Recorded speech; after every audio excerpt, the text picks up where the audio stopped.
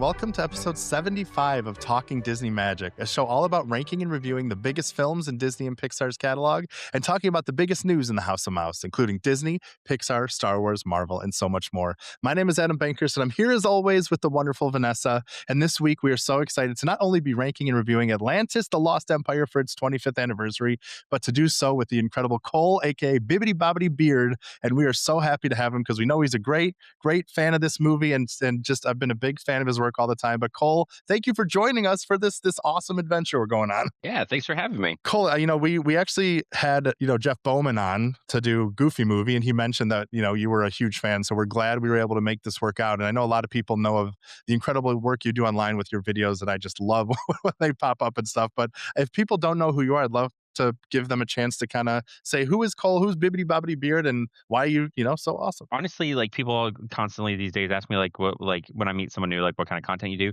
The best way I can describe it is lifestyle, but it is a lot of blind boxes. There's a lot of blind boxes these days, but I mean it is still just all things Disney, Comic-Con, nerd fandom, things like that. More times than not, we end up coming back to some kind of product, and most of the time is in a box. And I don't know what I'm getting. I mean, I've been doing this for 5 years now, since post pandemic. Started out as a lot of just comedic lip sync type stuff, and it's kind of just shifted into my adventures and stuff like that. Yeah, and my shopaholic problem. We can all relate. It's Vanessa and I, we're like very much like, ooh, piece of candy, ooh, piece of candy. This is cool. I like, Yep. ooh, poutine, ooh, the things, all the things. Yep. Yeah. So what's your history with Disney? Like, have you always been a Disney fan? Has that been a little more recent things, or like what's your history with Disney, Star Wars, Marvel, all those kind of things? Yeah. I have always been a Disney kid, grew up a Disney kid. I'm a military brat kind of things. Disney movies were really big growing up, especially when we lived in like places overseas where like watched cable or things like that were either in like a foreign language or stuff like that. One thing that was always consistent with even like military like television, like their own cable networks, is like some version of like the Disney Channel Hmm. and stuff. And you were always a limited number of channels kind of thing. So Disney Channel has always been a staple wherever I've grown up. And my dad was a big geek, a big Marvel guy, so that kind of translated to me. And I've always just been in all kinds of geek fandom type things, like whether that's Disney, something like anime related. And everything. Been an annual pass holder for the park since I moved to Florida after I graduated high school. Graduated high school in Germany through things going on in my life. Ended up in Florida. Became a pass holder. Like I would go to the parks and stuff like that, but I became a pass holder when my now wife and I were dating, and I got us annual passes one year for her birthday back when they were like $300 and What a everything. time. So it was a easy swing as a college student and stuff. But yeah, that was over a decade ago now, and now we're pass holders to both coasts. Just got back from visiting the Japan parks, Oh man. checking off another international park and everything. So it's just, yeah, been diehard Disney. I love a good theme park. Yeah, it's amazing. My friend, Lou Mangello of WGW Radio, I was talking to him and he mentioned he was like, "Don't ever go to Japan because you're never gonna wanna go anywhere else." Did you kinda have a similar similar experience? The worst is coming back and remembering like things that I was like, oh, I want to do that when I'm there, and realizing I forgot to do those Oh, things. no. But then there's also just not, and I mean, there's always going to be something that you're like, oh, I could have done this or whatever. And of course, my algorithms decided post Japan to feed me a bunch of Japan stuff. So it's just like, cool, there's another thing for me to write down to do next time. But it is the parks are insane. I fully get, because I'm the kind of person that I don't like spoilers. Even when I had friends over the years since becoming a Disney creator and having an algorithm full of Disney content, if anyone ever went to Disney, to Tokyo Disney Sea or Tokyo Disneyland for anything, the minute I'm watching a video and realize that's where their video is at, scroll. Like I went in blind, Yeah. outside of like booking and planning through some friends, went through another creator, Chris TD Rex Explorer, who lives out there, That was great. recommendations on what to book, not knowing what any of it was. Like obviously I knew they had like a Rapunzel ride that I'm like, okay, I know I'm gonna want to do that because that's one of my favorites. I knew that like Fantasy Springs had been created, but like I didn't know what any of it looked like. I avoided all those. Like I've only ever seen 1 or 2 seconds here and there before I realized what the video was and scrolled away. I fully get now why people say Disney Sea is the best Disney park in the world. It's something about the way it looks, the way it's laid out, everything. It's incredible. Yeah, I feel like we could spend a whole show talking about to Japan and Tokyo If Disney you want to Sea. have a conversation I about know. Japan, we I could do know. I that in think I think we another episode.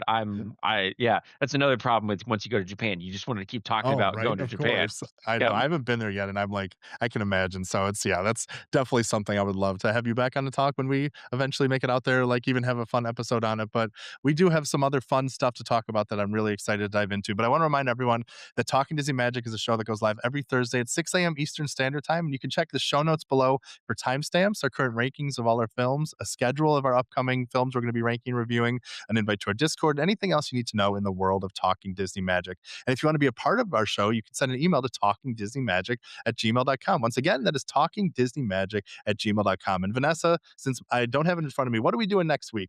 My brain Oh, just totally oh left my me. god. Oh my god. I am so far hard on this hype train. Let's Like go. Let's go. for I know Toy you're Story, like ready. literally my algorithm, I don't usually use social media, but man, I have been so deep down the Taylor Swift Toy Story rabbit hole. Like you have no idea. I've just been like all the content, all the things. And she sang with Randy Newman last night. Oh my I was gonna God. ask, have you seen the people that were at the premiere? Yeah, yeah. So I jealous. saw Blake's video first thing this morning of the duet, and I'm like, oh, that's got to be like a core memory. That's incredible. Oh my god. I literally have been on this hype train, and then I saw, like, a thing around because they still have the embargo, so they can't be releasing the reviews yet, but just, like, the high level clips, everybody's raving about it, which has not happened in so long. I am on this train. You cannot take me off. I am so excited. I cannot wait. I know that. Yeah. Finally, the rumors were true. Like I know, I knew you. I know you. Wasn't that is that what it's called? Yeah, I I know. knew it. I knew you. I really hope it's good because I'm a little bit of a Toy Story 5 hater Yeah. because I didn't think they needed 4. Then Yep. I enjoyed 4 and the ending with Woody and Buzz's goodbye and then to infinity and beyond is hands down probably top 5 like Disney movie moments for me. It is so emotional and it felt like a goodbye. So then for them to do another movie, I'm like, it feels like it cheapens that moment. So I'm like, you better do a good job with this movie because I was like, I was so on the fence with 4, and then I left happy, and we're done, and now this is happening. So yeah, so this one, I'm a little more on the fence even than I was for 4 because I'm just like, you did this to me once. Yeah, you're doing it again. We are very much a Toy Story 1, 2, 3 is a perfect trilogy. Perfect. Yep. It was exactly what it needed to be. 4 did not need to exist. It's fine. We enjoyed it. It was not as good. Toy Story 3 was the highest on our tier list for the rankings because that movie just hits on every note. Yeah. But I've been quietly getting more and more excited about like toy versus tech. I'm like, I can kind of get into this with small kids. That's kind of on our Yep. radar. And so I'm like, okay, maybe. But then this, I was just like, forget it. I'm on this Let's train. go. You Yeah. can't pull me out. You can't pull me. This song, I just can't even get over how much I love it. I'm so excited. I cannot wait.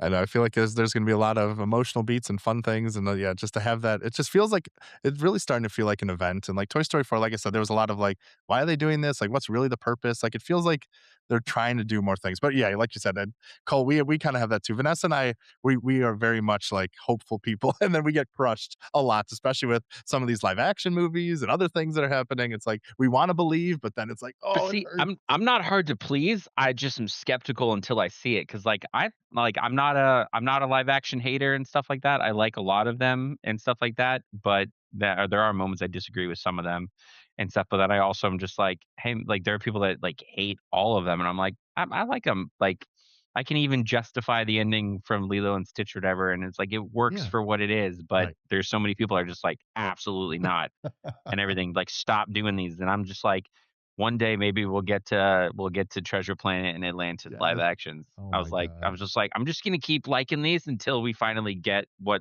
we've all been asking for, Because they're going through the catalog and they're like, "How do we keep this train right? rolling, keep it going," and stuff like that. I mean, yeah, and, Moana's coming up. Vanessa's, a very hesitant. I'm like a little more. I'm like, I feel like there's some pieces in place. I'm sure I'll get crushed, but like, there's good parts in a lot of these movies. It just feels like they don't always come together. So it's one of those things True. where it's See, I always want to believe. one of my things that I like the most about that, like, so there's the argument to be made with, especially after How to Train Your Dragon came out, where it's just Yeah. like you should do shot for shot. Like they proved that shot for shot works. Although there are a few tiny little differences. They did add a couple little scenes in here and there, whatever, but mostly it's shot for shot. And I'm like, if you're not gonna do that, which I'm okay with, it needs to add to the story. Like Beauty and the Beast, one of my favorite additions in Beauty and the Beast is the fact that the mirror, he literally like essentially teleports there, because to me that added like an element of the curse. It's like you are here but you are not here. Like this is Right. torture. This is another element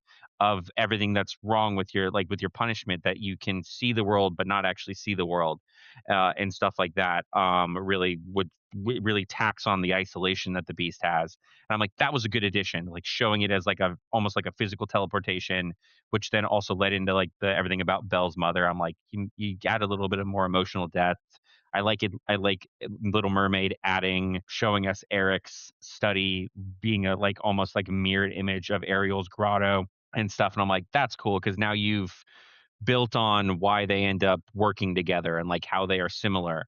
Like, so little things that live action has done at times, great, and stuff like that. And even, I mean, even I can make an argument for the end of Lilo and Stitch, where it's like it's just like she like going off to school, like it has more of a realistic Yeah. kind of Like she effect deserves to and be happy too. understanding. There's Yeah, and they're Reasonable. still Yeah. together within the context of the world. And it's yeah, like, yeah, it makes and sense. yep, it makes sense in a in an actual reality and stuff. So I like things that they've done, but yeah, sometimes I'm not looking forward to I don't, I love The Rock as Maui in the animated. The Rock should not be Maui in the live action. They should have found someone that looks like Maui, which there are options in Yeah. Hollywood and stuff. So that to me is the biggest thing I got to get over, is The Rock with hair. Is I know it's definitely shocking a that's little a bit. weird. It's weird. Very It's silly. like a punchline in a SNL skit. I'm like, what's Yeah, going right. on? Yeah. Yeah. Oh my gosh. Well, that's great. Yeah, that's I know that'll be interesting to see, and hopefully, yeah, we eventually get to this treasure planet and all these other things, and and hopefully Toy Story lives up to it. Like Vanessa and I, yeah, like you said, I feel like Ford did good things, but did it need to exist? I know there's a lot of Yep. conversations about that, but that's all for a little bit of the future. But now I want to get into the main reason we're here. We're finally at the big moment. I've been waiting for this to ask you, Cole, why you're here, why you're with us today, besides being an awesome person. Why does Atlantis mean so much to you? Why you have this awesome background, this spirit jersey, all this great stuff, and why does this movie deserve more love than it has gotten in the past?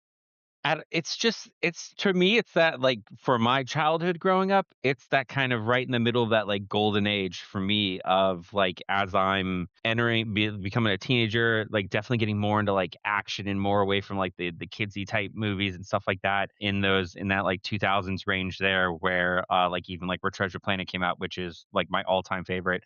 Atlantis, as far as Disney movies go, I mean, it's arguably I want to say it's either 2 or 3, because I also have to go in and slot Brave in there. Brave is my Oh, favorite great choice. Disney princess movie. She's in a league of her own. She's the only Pixar princess. So I kind of have to I'm going to put Brave above Atlantis, but I don't, it's just a good, being a big like kind of like sci-fi like anime nerd and everything like that.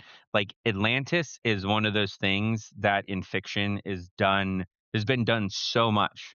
I mean, there's movies, there are shows that have like singular episodes where like someone discovers Atlantis, like different things like that. Like it's brought up in so many things. I mean, even like Stargate from Sci-Fi Channel did a whole spin-off series just with Atlantis.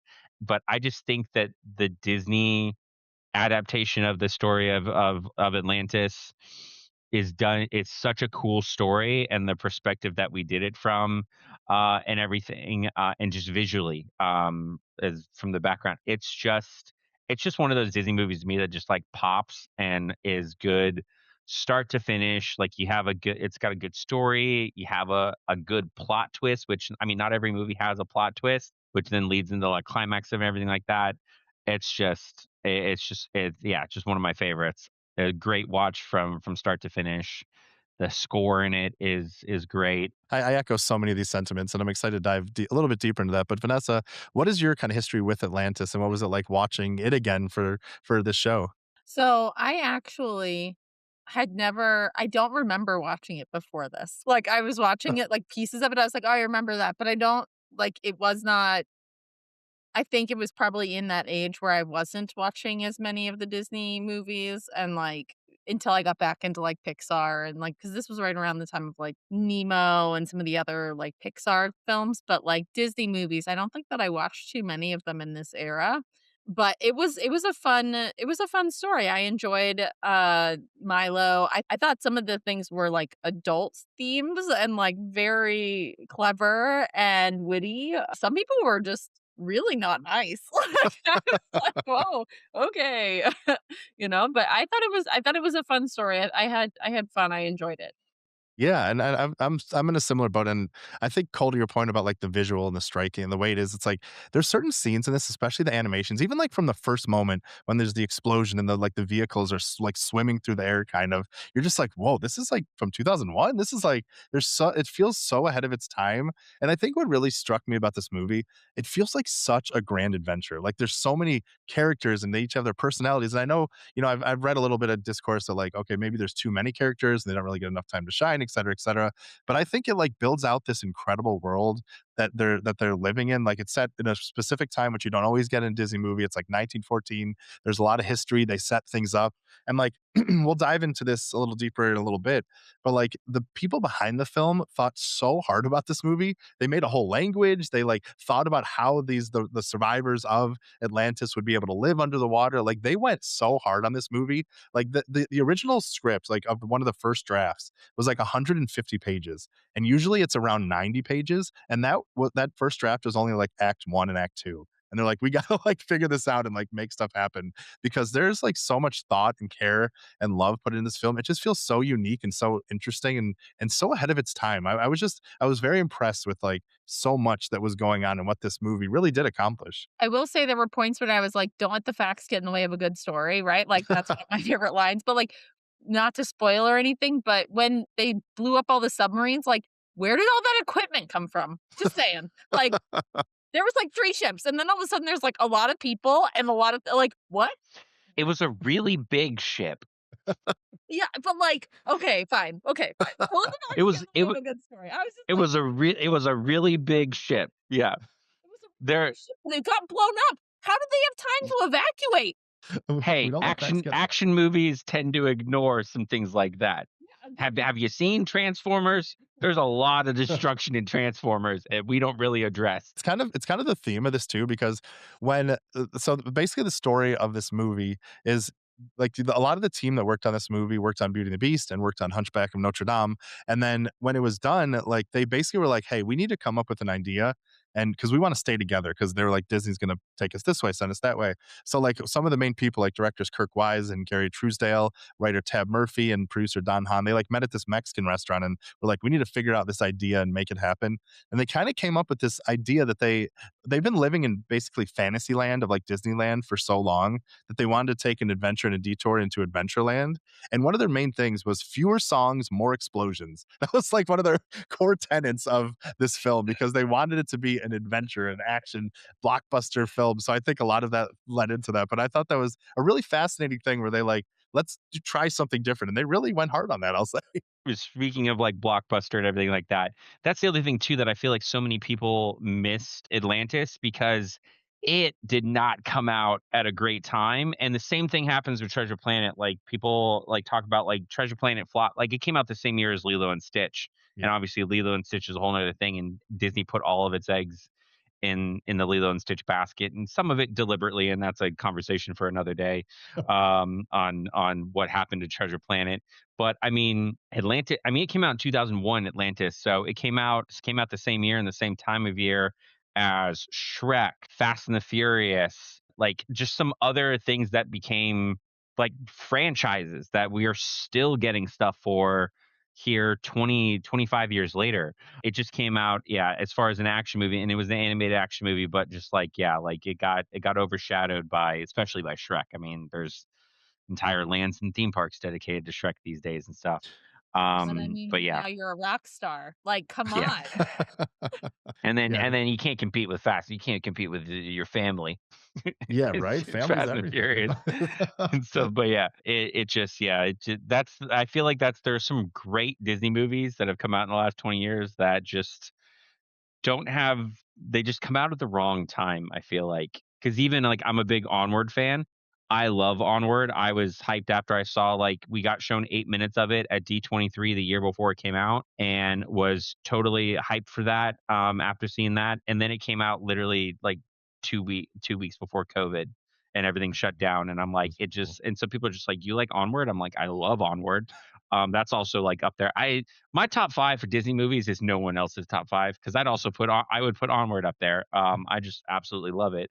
But, yeah, it's just I feel like things become, like, trendy, and it just unfortunately, Atlantis came out right before other things that overtook that trend, so people that grew up watching it or watched it later because they heard how popular it was, didn't really have that almost, like, cult following that was born out of the popularity of some franchises like Shrek and even Fast and the Furious and stuff like that. Yeah, it's so funny too because Disney actually had like a decent amount of plans for Atlantis. Like they were going to retheme the submarine voyage at Disneyland to Mhm. Atlantis. There was going to be like a roller coaster at Walt Disney World at Magic Kingdom that was going to be Yep. Atlantis themed. Like they had some big plans. There was a TV series that they were making in development that eventually got turned into the direct to DVD. They I think took a couple episodes and made it into the second one. So I mean, they were thinking about it, but it just yeah, didn't quite get there It sadly. would have been It's great. It would I have been know. great.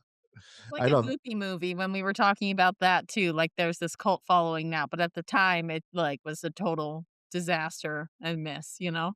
So, it all does come down it's so interesting because it all does come down to, like, the marketing, the hype, and then what else is going on in the universe at that Yeah. point in time that, you can't control because you can only control the things that are within your studio, and you can't pick and choose what other people do when they do it, so definitely, a challenge there when you get overshadowed by something like The Fast and the Furious or Shrek because it just Yeah, it's pretty wild. And Cole, I'm curious to hear your perspective on like why do you think it's kind of gotten that cult following? Like what is that like secret sauce you think is in this film that like even though it bombed at the box office and didn't have the greatest timing, like why do you think there like because there's so much love. I mean, I remember I wasn't at Destination D23, they had a little like panel about it and they were talking like there's still a lot of love for this movie. And like what else do you think is really kind of sets this apart and gave it that kind of cult following status? Honestly, like, with some things these days, I'm gonna literally what I'm talking about, but I'm gonna attribute it more to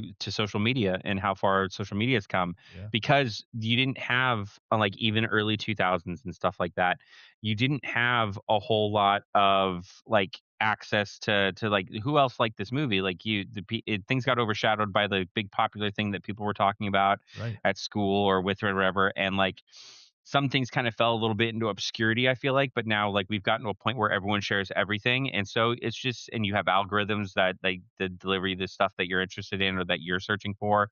And I think just over the last like decade with how social media has grown, the people are able to find their people essentially, and then you realize, oh, there's actually more love for this movie than I thought, and we look back on it, and people go like it has like a cult following now. It's just like no, these are the people that liked it when it came out. They just didn't have a way of finding each other, and if more people that loved something when it came out would be able to talk about it the way we can easily and readily talk about things these days, then I feel like a lot of things would have done better in the box office if you would have had like the right people. Because I imagine like if like today, if like Treasure Planet came out and I was able to go see it and then talk about it online and everything like that and like hype it up while it's still in theaters, you Yeah. would have had a much better box office and maybe would have had a different future, and things like that. And the same with Atlantis and stuff, where it's just like if you had people able to talk about it more.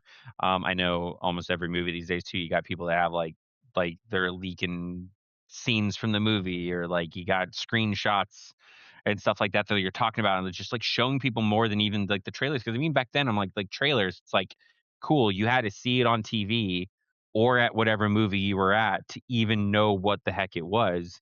Now everyone knows like it's just readily available. You got people talking about it online being like, hey, this movie's coming out. There are so many movies I've seen probably in the last like even just like couple years that I had no idea existed.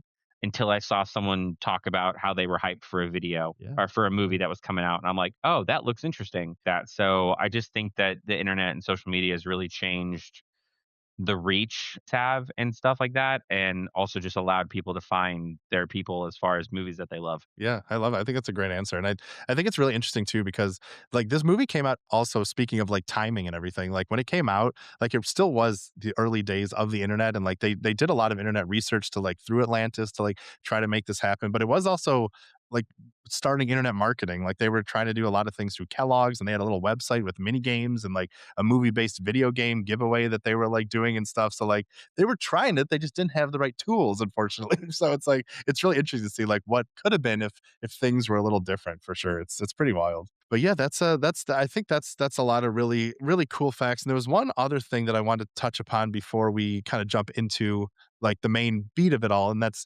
we are getting another story from Atlantis. So like they're actually coming out with a new comic book series called the Lost Empire: The Curse of Kurok, which is set sometime after the original film. I think it's coming out in like October and stuff.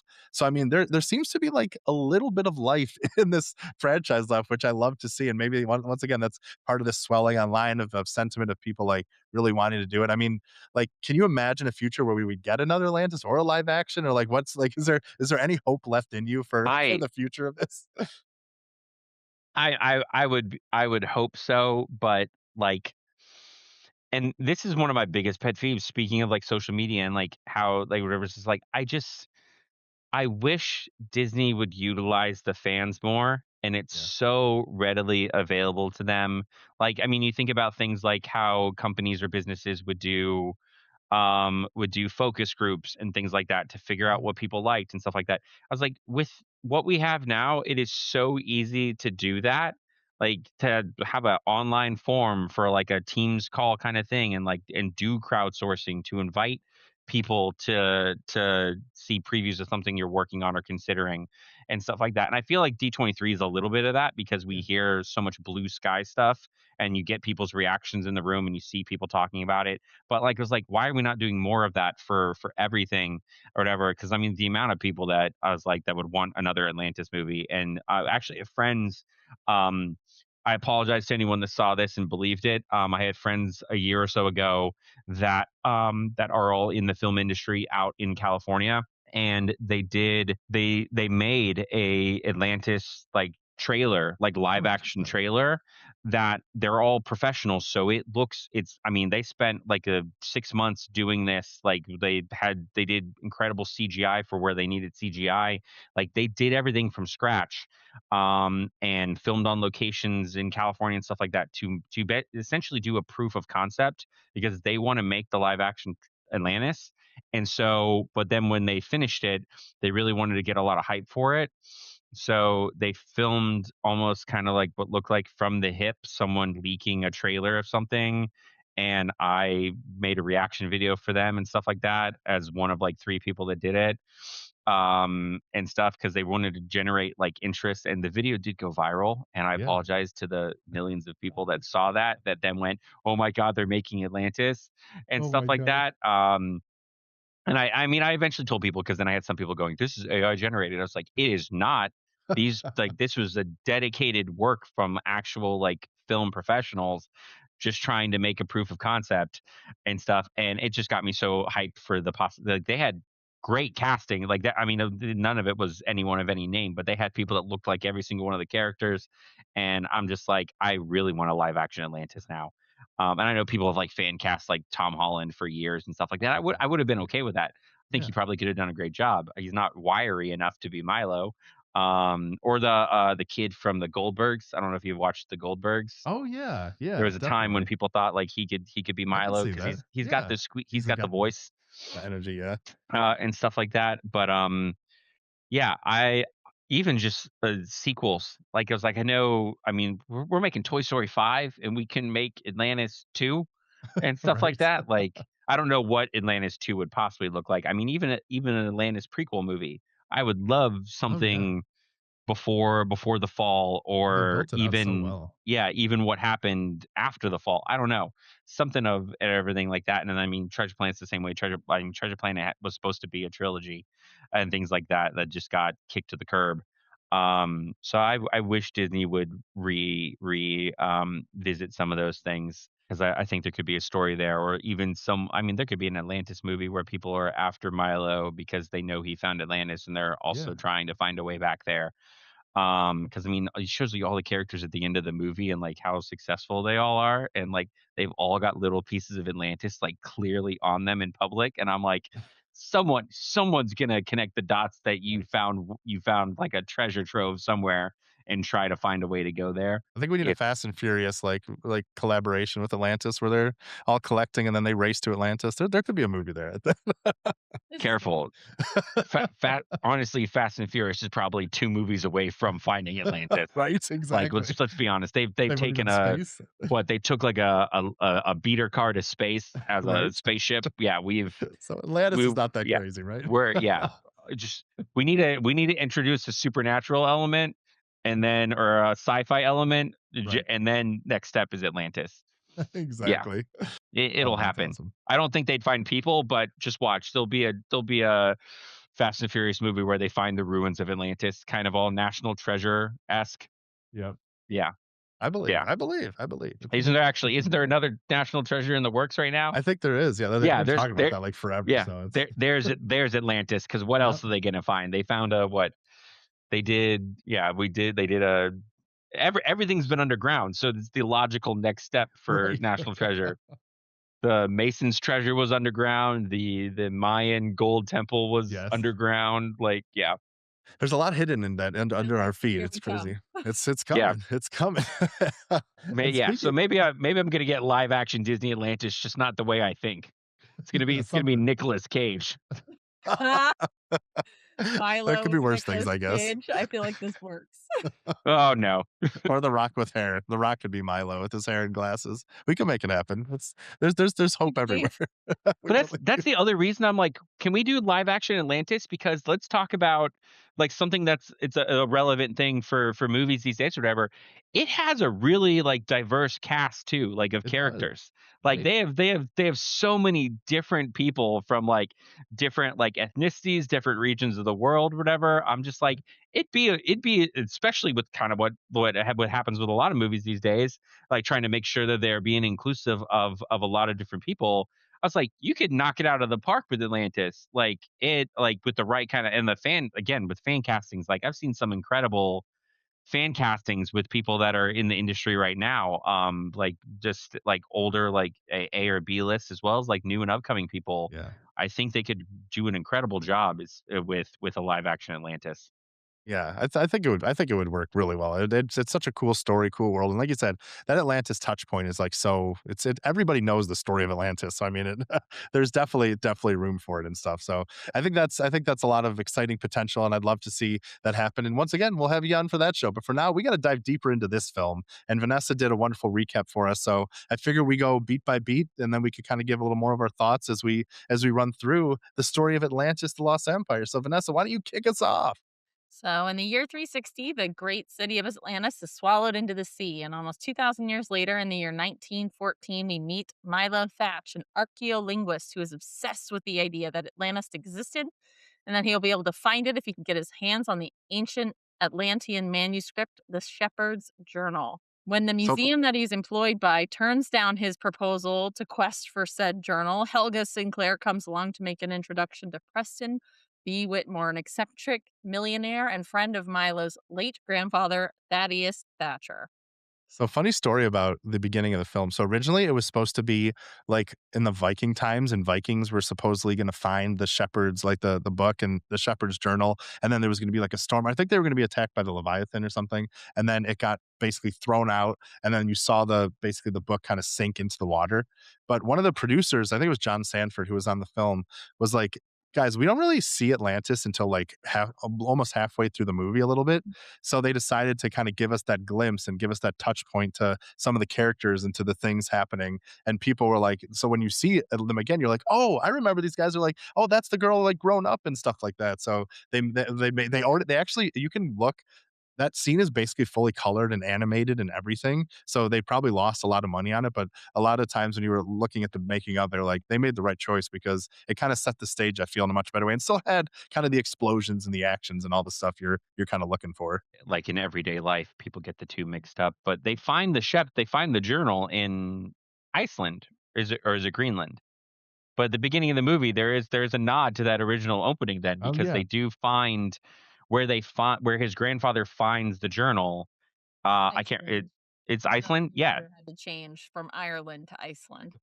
yeah. I was like, there's a joke in there about Ireland Yeah. versus Iceland or whatever. Right, Yeah, right. yeah. It's stuff in his proposal and when he explains where the journal Yeah. is.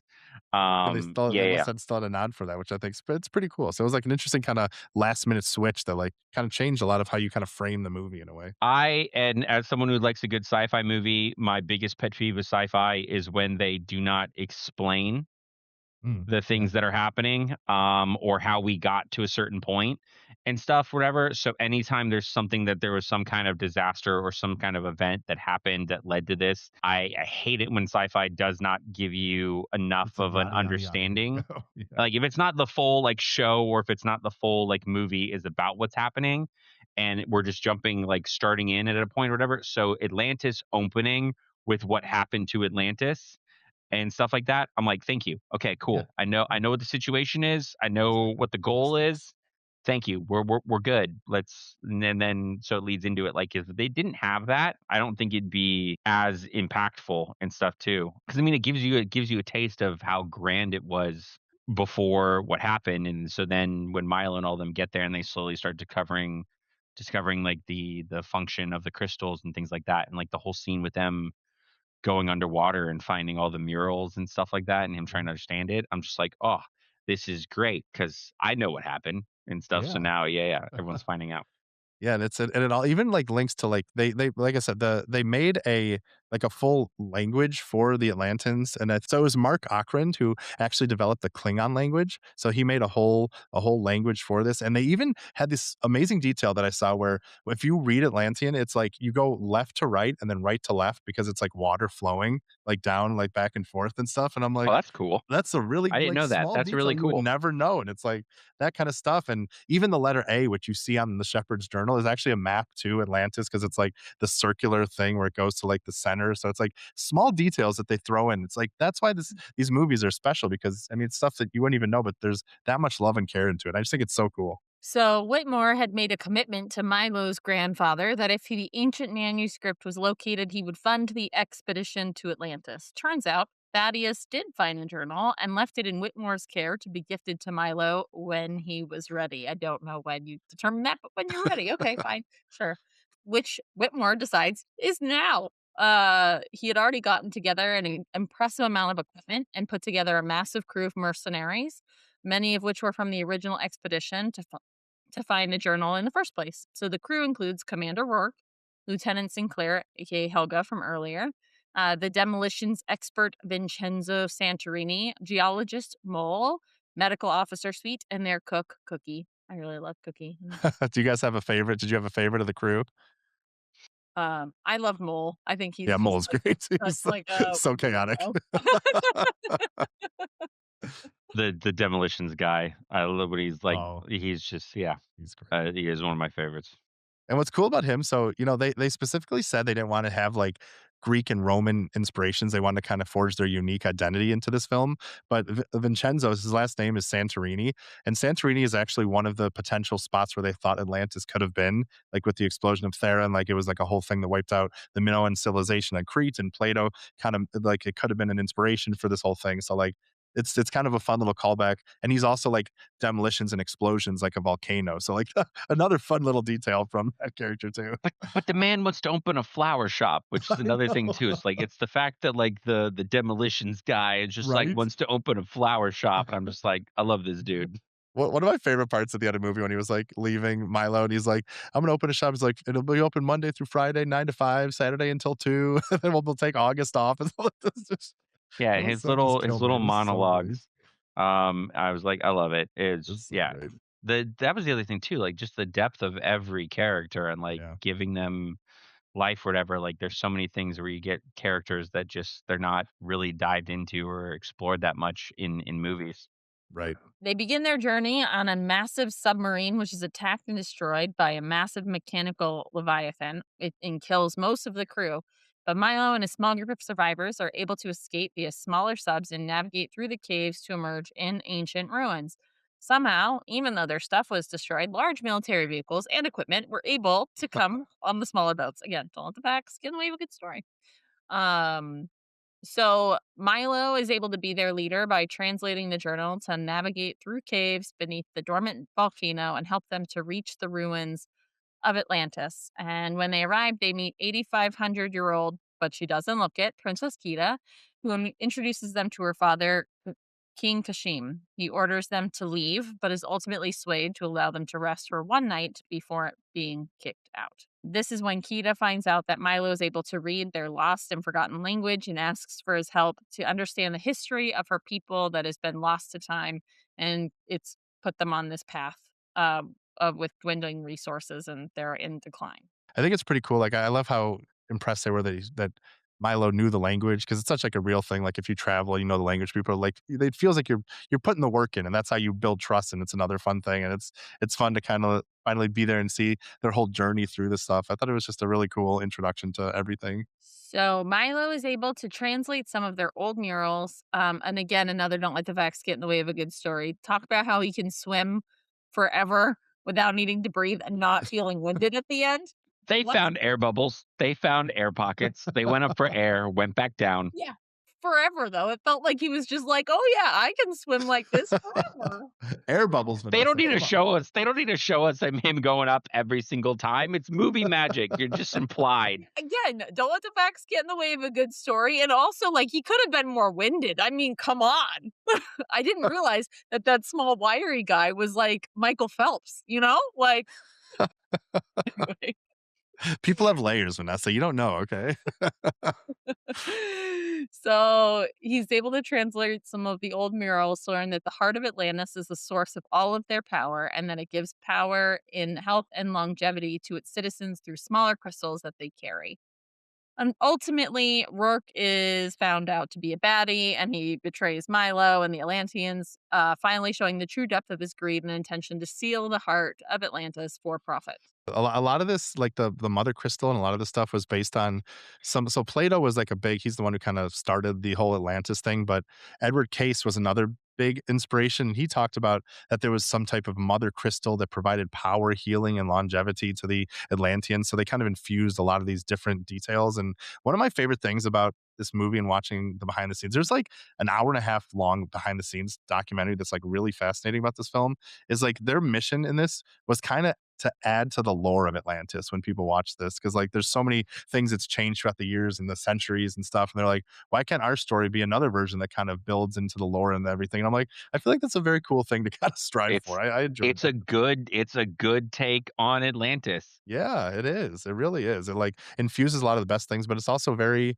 unique and it's very different in a lot of cases. And I think it's just a really cool job Well, that they did. 9 times out of 10, it is ruins underwater and stuff and so many different things or whatever, trying to find something that did exist. So this one being this, like, ecosystem got preserved by the magic of and Yeah. stuff like that, and is just under, like, it's under the ocean and stuff, whatever. I'm like, this was a cool take. I mean, there are other takes on Atlantis where it is a thriving civilization, but there is some bigger, like, whether it's teleportation or alien or some sort of logic behind it, that for how it's in some place that's unreachable. Whereas in this case, it's just like, hey, cool, we have a power source that was able to put a bubble around us, but that bubble got buried. Like, we're literally just here, but we're buried Right. and stuff like that. So yeah, it's just, yeah.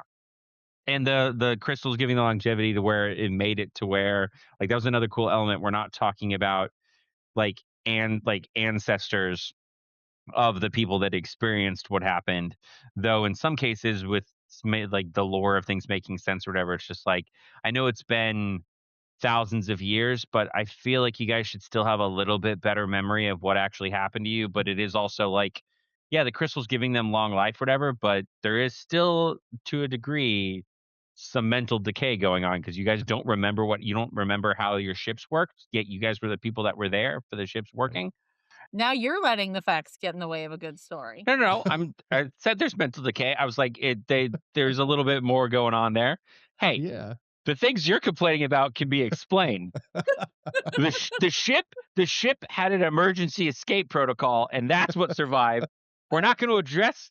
There are people that did not make it, but it's a Disney movie, so we don't address that.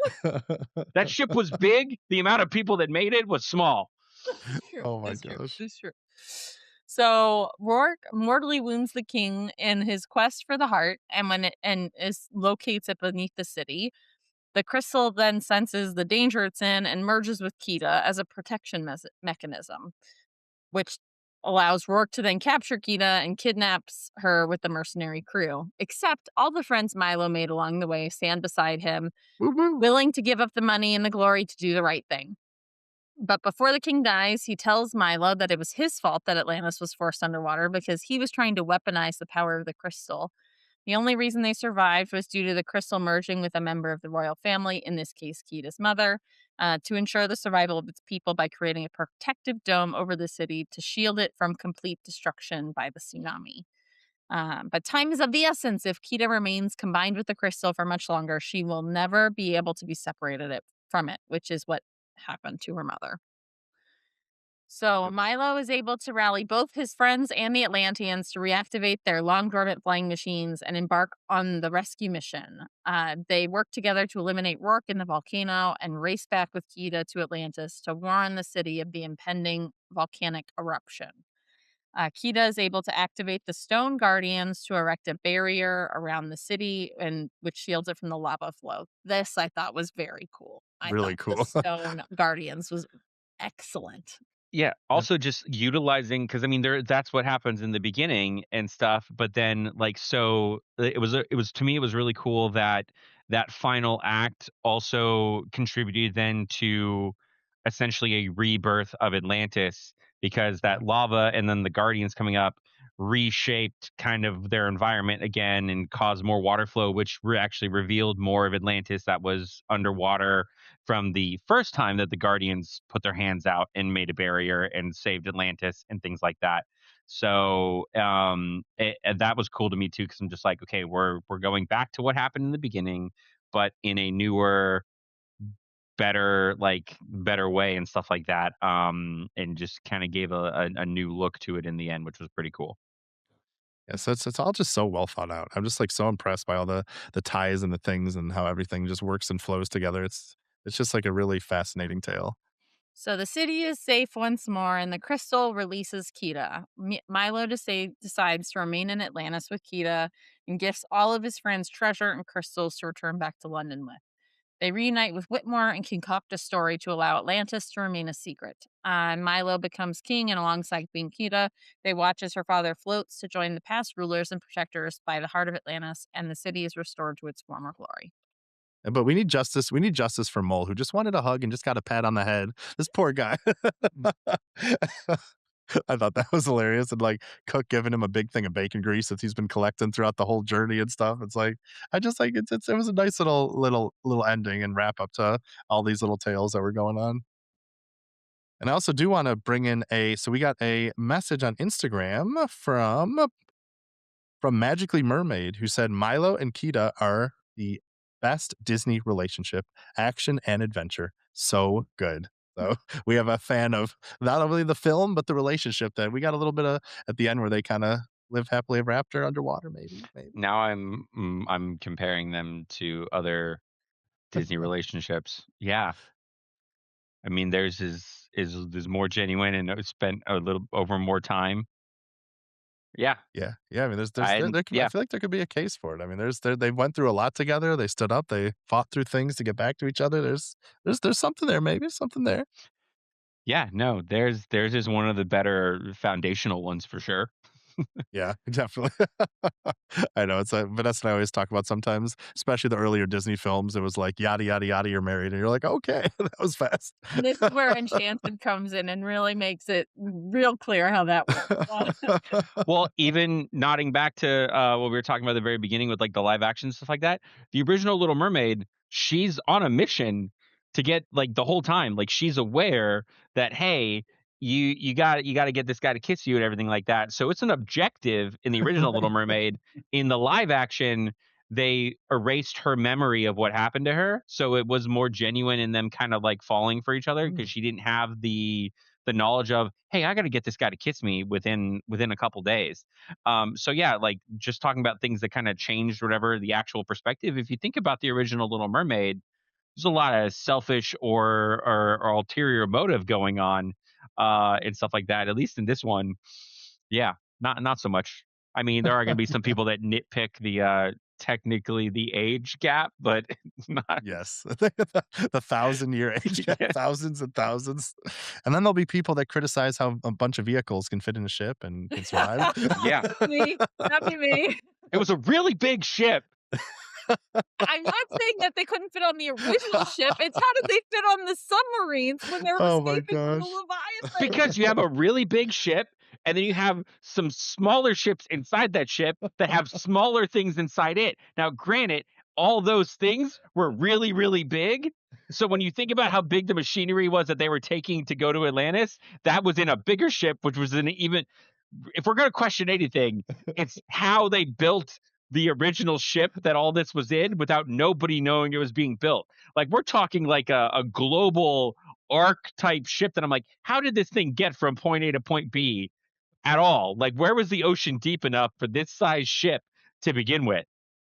I These are also, the real questions. if we are going to nitpick some things, I do question the Leviathan because I'm just like, there are no like AI like artificial intelligence things in Atlantis. So where did this sentient guardian that would only be necessary post fall of Atlantis to protect people from finding Atlantis, who created that thing? Because everything that they have tech wise is powered by the crystals and a pilot. So where does the Leviathan come from? Because that's a pretty big And there's pretty mean thing that doesn't jive with the rest of the Atlantean culture. So I mean, I guess maybe actually there's the prequel. I'm answering my own question now. Maybe Maybe that's kind of what the king was doing because he was trying to weaponize their power. I guess maybe the Leviathan was one of Could've said been something. experiments that somehow they put as. Never mind. I answered my own question. There's the prequel. We'll get. I answered my own question. The king made some pretty messed up technology, and Mother Nature responded. Yes, that seems to be it, and I think that's I love how talking about it. I'm now putting pieces together I'd never put together before. Yeah, the king did some pretty messed up stuff because the Leviathan is pretty messed up. Point in case, the graveyard of all the thousands of years of ships that you see where the Leviathan is. Yep. Yeah, ain't that the truth? That's the power, including some Viking ships. There's some. So there's another nod to what was going to be the opening. Yeah, see, it all connects, and that's why we love talking about these things because you discover things you didn't know before. So that's the power of talking Disney magic, as we like to say here. And that, my friends, is the story of Atlantis. We have come to our final mission. Now we have to rank this film and kind of put a nice little bow on top of it. So, Cole, I threw it in the chat again if you wanted to take a look at it, and Vanessa too. We here at Talking Disney Magic, we rank all the biggest Disney film and Pixar films on a tier list of S, A, B, C, D, and F. As it stands, Coco is our current number 1 at S, and Mufasa is all the way on the bottom at D. And so, Cole, I would like to ask, where do you think, like, when in your mind, does it reach an S? Is it an A? Like, when you throw a dart, you don't have to think too hard. Where is your initial thoughts on where Atlantis should be? I'm looking at everything we've done so far in here real quick. I know. We'll have to get your thoughts on. We always love getting people's thoughts on our list too. You got Onward and B, so I'm already upset. We loved Onward, but there was a lot of things like it was around the ending kind of. I really wanted him to meet his dad, and that really kind of beat me. And it came at a time. Yeah, it's very sad, but in the ultimate message of. Yes. Your brother's the one that was there for you. Which is great. Yeah. It's necessary. 100. As a bigger brother and having my dad gone so much, being military, like deployed and things like that growing up, it kind of hit me in the feels. Also more so like I didn't do as good a job as I could have, like thinking about the perspective that my little brother had growing up Yeah. of kind of like who was raising them kind of thing. So yeah, onwards. Okay, we've got Luca in S tier, but not Big Hero 6. I That was Okay. my fault. Big That was Hero my 6 fault. in it. Okay. I That's I I love Luca. I love everything you've got in S tier. Yeah, Tangled. That's exactly where that belongs. Is that Frozen 1 or Frozen 2? Frozen 1. Have you Frozen even 1's done an Frozen S, 2 Frozen yet? 2 Oh, is an Frozen A. 2's an A. Okay. See, I'm gonna put Atlantis in S tier and stuff like that. That's just me. We're probably gonna fall in A tier if I'm being realistic. And if you go below A, we're gonna have some problems. We're gonna have to throw some hands. Some hands will be thrown if it falls below A tier, because what do we got in A tier? We got multiple Avatar movies. Yeah, I mean, technically, if the people that we're appealing to, it probably would fall into A tier. It's in the same kind of realm as some of the things that are in there. You got Zootopia in A tier? Wait, you got Zootopia 2 in A tier? It's better than Zootopia 1. Zootopia 2 should be above Zootopia. They should not be on the same level. I'm sorry, Zootopia 2, as far as sequels go, was not like sequels very rarely are better, like and stuff. So, but man, okay, It was better. Yeah. Yeah, Zootopia 2 got the slight nod okay. above the original. I know it gets tough. There's like it's especially when we get this deep into what we're doing, it's like so hard to remember what we did, where we ranking things, like how we group things together and how we're trying to tell the story of like what these films mean to us. There's like so much that goes into it. So I And think we it's always a have to have You everything you has to have friend. the good dinosaur above Tron, and you know why? above That- Sword in the Stone. Okay, well, listen, I want out of principle for where some of this has gone. Atlantis belongs in S tier. Yes. We need a balance to sheets here because And that's what's so fascinating about this, because like The Good Dinosaur means a lot to me because it's like a movie my son and I watched like when he was young, like months. Literally, he was the only fan of this movie, and and so it always Okay. has a special place in my heart. So it's like there's a lot of stories behind these, but yeah, it's funny getting people's like initial reactions, like what is going on? That's funny great. because I'm sorry, I hate to be this person, but Good Dinosaur is your F category for me. The Good Dinosaur is the absolute bottom of the Disney barrel for me. Yeah. The one redeeming scene in that movie for me that I think is hilarious is the scene with the Triceratops, who's Oh, yeah, clearly and Debbie. on something. Yes, And definitely. all of his collected Debbie, you're better than yeah. this. You're better than this. But then just the pets or whatever, and it's just like, this is Destroyer and stuff like that. That's funny, but yeah. Oh my Oh gosh. man. You put Soul in B tier? Okay. I know we can also have a whole other podcast on people react. That could be a good series, Vanessa. Yeah, you need to have a I think that would actually be pretty fun. Like we'll have to have you back one day to do like a breakdown of once we reach like a certain tier. what's I the think that'd be max kind of number of fun. people you can have and something like you need to have everyone rank theirs and just get a bigger Yeah, right. crowdsource, because I'd also put Raya higher. I really liked again, really my liked Raya, Disney too. movies are I love not Raya. the normal. Is that Wreck-It Ralph, or is that that's Ralph Breaks? You put both of them in the same category. Oh man. Hey, B for belonging. We got a lot of For belonging. You have Strange World in A tier? Yeah, no, it surprised us. It shocked us. I'm telling you. No. A lot of behind the scenes stories. I like Strange World, but my problem with Strange World is that they flip the plot on you in the last 20 minutes. The whole movie is this generational oh, my father wanted me to be like him and I'm trying to make my son like me, and coming and realizing you're individuals and this whole like generational thing, and like right. honestly a very father son kind of generational like kind of toxicity and stuff like that, and coming to terms with that and realizing you were doing exactly what your father did to you kind of thing and breaking the cycle. And then we flip to this on the back of a turtle environmental message in the last 20 minutes and just completely do not revisit the plot that you spent so long building up, and you don't have like a truly emotional, like I don't know, it became all about the saving the turtle. Yeah, it's funny because and like stuff like when that. you watch the movie back, like there are signs pointing to what's going to happen, but then like but I agree, there But was it wasn't something enough there. of an environmental, like, we're killing Yeah, our world until the last 20 minutes. Up until then, it was more the story of the whole thing the was about the the crops yeah. dying though. That was a little detail there. That was like the whole It big. was, It and it was was just the really good. initial, like, jumping off Yeah, point, but we spent so much of the story focused on the dad, the son, yeah, the right. No, you're right. grandfather, I and definitely agree stuff, with you there. and then And we I think just this. I loved Yeah. it up until that. Then I was like, "You we were working, we were on path to have a really good, this is the heart of the story," Yeah. and then you flipped it at the very end and you lost me.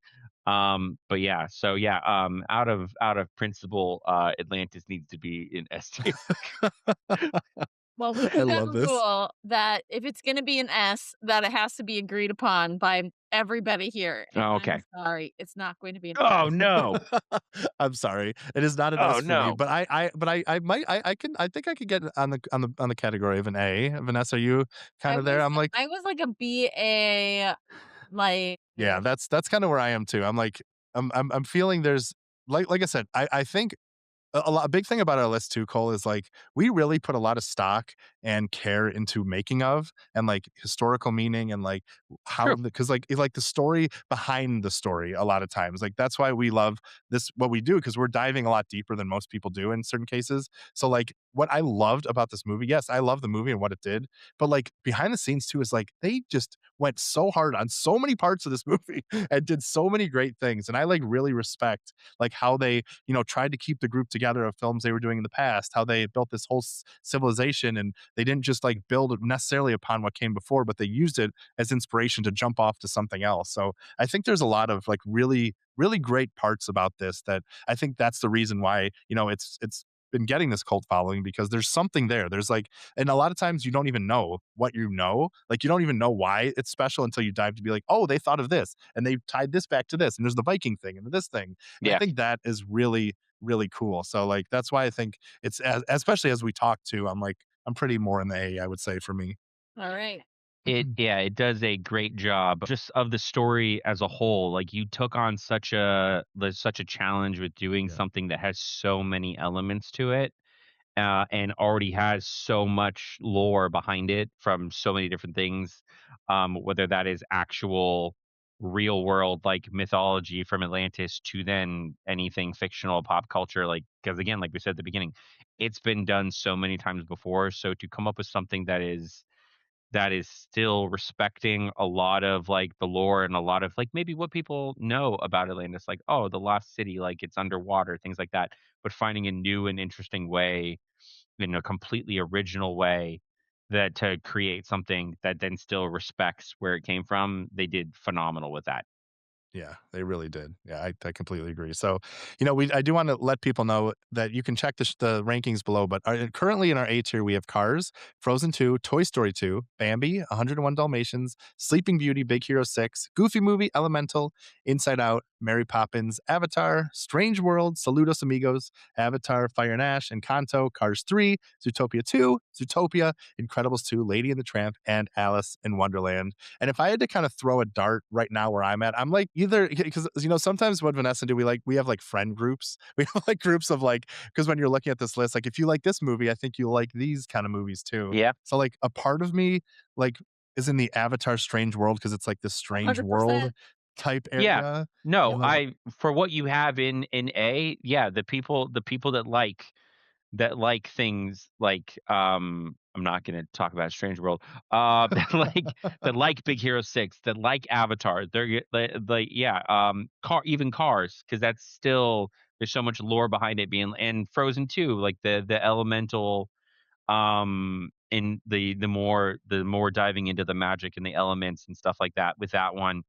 You're right in line with that. Even Zootopia, like there's something like, a lot of people like Atlantis, and you get like, you've got a weird, like, do you like architecture kind of underlying thing with things like right? Atlantis? And Zootopia is that way too, with like Yeah, all the about the different scale and worlds. like the way they do things and Yep, different things for sure.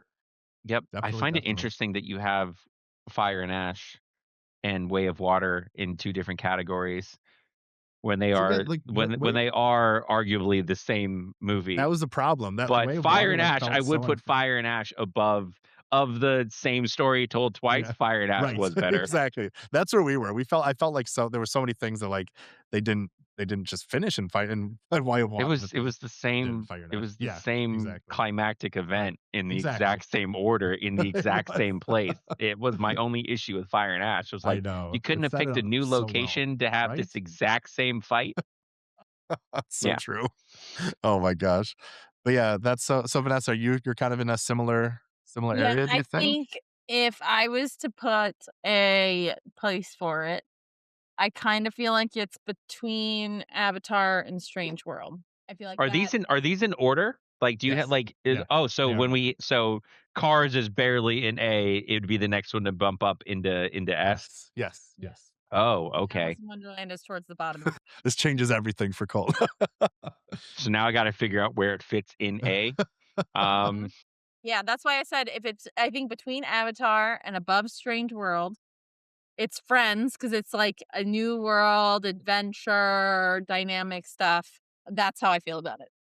you put Zootopia 2 low in the A category, But above Zootopia, and it's still an A. but above Zootopia, but not above. But I I appreciate where Elemental is. I That's know we another we one really like that's a we fan. like that one. I know. Elemental, I Goofy feel like Movie, that and doesn't get Inside as much Out love as it are a deserves. team, you know? I would accept it going between Avatar and Strange World. Yeah. Yeah, yeah. Yeah, I feel like Yeah. I feel Alright. like it I feels should like a not good be below Strange World. No, this feels like that it feels like it belongs there. Feels Yeah. That was one of our Yeah, yeah. earlier ones too, which is why, it is higher I mean, we did love it, but it was one of our earlier ones, and it's kinda become like Saludos Amigos too. It's become this kind of like hump to get over because it was surprising for like what we weren't expecting in a lot of ways. So like it's an interesting thing. So you should feel good knowing Atlantis made it over the hump and we got to Okay. that other side of A. So I think that feels like a good place for it. Yeah, agree. All right. Well, that is it, my friends. We have a new A as Atlantis has joined Cars, Frozen 2, Toy Story 2, Bambi, 101 Dalmatians, Sleeping Beauty, Big Hero 6, Goofy Movie, Elemental, Inside Out, Pause for Breath, Mary Poppins, Avatar, Atlantis, Strange World, Saludos Amigos, Avatar, Fire and Ash, and Kanto, Cars 3, Zootopia 2, Zootopia, Incredibles 2, Lady and the Tramp, and Alice in Wonderland. And that is a wrap. And Cole, I cannot thank you enough. That was such an awesome Okay. conversation. I'm so happy that you were able to join us and talk about this. It really, really was a pleasure, my friend. You're good. Yeah, it was absolutely great. You're gonna have to have me back for Atlantis because I don't see or Treasure Planet. I don't Oh, see Treasure yeah. Planet on here yet, I or haven't Yeah. Brave. done yet. Yeah. Am I Treasure missing Planet or Brave? Brave. Yeah, no, we haven't done So Brave Brave yet is either. coming up though in the next couple weeks. So if you wanna come Well, back, if you you can don't do have it. anyone for Brave, bring. Yeah, I will. Yeah. Oh, Merit. Noted. I'm currently building an all Brave Lorcana deck. I don't know if Oh, either of really? you play Lorcana, Yeah. but No, yeah, I cover it a lot at IGN and, like, do a lot of stuff with them and stuff. I un- love Lorcana. unfortunately, one of my things that I can't get over, I'm kind of OCD with like things like lining up and matching whatever, and all of my Lorcana decks are strictly one franchise, Oh, wow. which Impressive. obviously pigeonholes me into cards and functions and things like that. I Right. have a pretty good Lilo and Stitch deck now that has a good range of card Yeah, abilities. there've My been a first lot of one, good cards. I have a Treasure Planet deck. I have a Zootopia deck, but I'm currently with the newest chapter that had just come out last Yeah. month, doing an entirely Brave deck because this is the big introduction with a lot more Yeah, I know, Pixar finally, so cards, and great. I'm really excited for everything that's coming in the next couple chapters as well. Coco's coming, I'm so excited. Yeah, Yes, I will tell you. Onwards coming, and and I'm Onward. Yeah, super you're excited. right. But there You're right. won't be, but I there probably won't be a lot of cards for Onward, but it is also a personal favorite of the game designer for Lorcana. So I'm like, Yeah, right. I told him I was like, I hope your bias really went into what you're doing and like the things that you really love get pushed a little bit more because that'll make me happy. And Brave is Atlantis got a lot of love too. Yeah, Brave is coming up, our next episode, that's, July 2nd, so it's coming up, on us quick right after Toy Story, so if you're interested, Yeah, well, I'll keep Yeah, you in the loop. I don't think I have anything that would take me away from being available until San Diego at the end of next month. But yeah. Awesome. Yeah, I'll definitely keep you I'll keep Okay. you in the loop, my friend. That'll be great. But, until then, how can people keep up with you and follow you and keep up with all the awesome stuff you're doing? So I mean, I'm on all socials. Well, I'm not really on YouTube. I need to be better about that. But I mean, primary platforms: TikTok, Instagram, Facebook. You can find me. Everything is cross-posted everywhere. So if you don't have one of those platforms, don't worry, you're not missing out on anything. I'd make sure I share it everywhere because I understand some people don't use every platform and everything like that. So yeah. So and handles same across all three: bibbidi.bobbidi.beard on all platforms. That's amazing. Yeah, we'll link to all of his socials below so you can follow him as well. You should. He is a great follow. And we also encourage you to check the show notes below for timestamps, our current rankings of all our films, our upcoming schedule, because we are next going to be doing Hunchback of Notre Dame and Toy Story 5. So we got some big ones coming up we're excited to. And then Brave, where we might have Cole back. You never know, would be awesome. And then oh yeah, what was Slight one more? slight disclaimer, I'm not responsible for any blind box addictions that anyone may form when they start watching my content. That is on you. I do not take any financial responsibility for what happens. Very fair warning, and I appreciate that. That's why we like you, Cole. But yes, you can also check the show notes below for any more conditions that Cole may have after the fact. Also, you have an invite to our Discord. And if you want to be a part of our show, you can send an email to talkingdisneymagic@gmail.com. Once again, that is talkingdisneymagic@gmail.com. But listener, I want to thank you so much for spending the time and sharing this journey with us as we went down to the depths of Atlantis. Vanessa, thank you as always for being so wonderful. And once again, Cole, thank you for joining us. And we look forward to hopefully having you back again soon. I appreciate it. I look forward to coming back. And we hope everyone out there has a great day and or night and a magical week. And we will see you for the Hunchback of Notre Dame and Toy Story 5. We're almost there, Vanessa. Bye, everybody. Bye.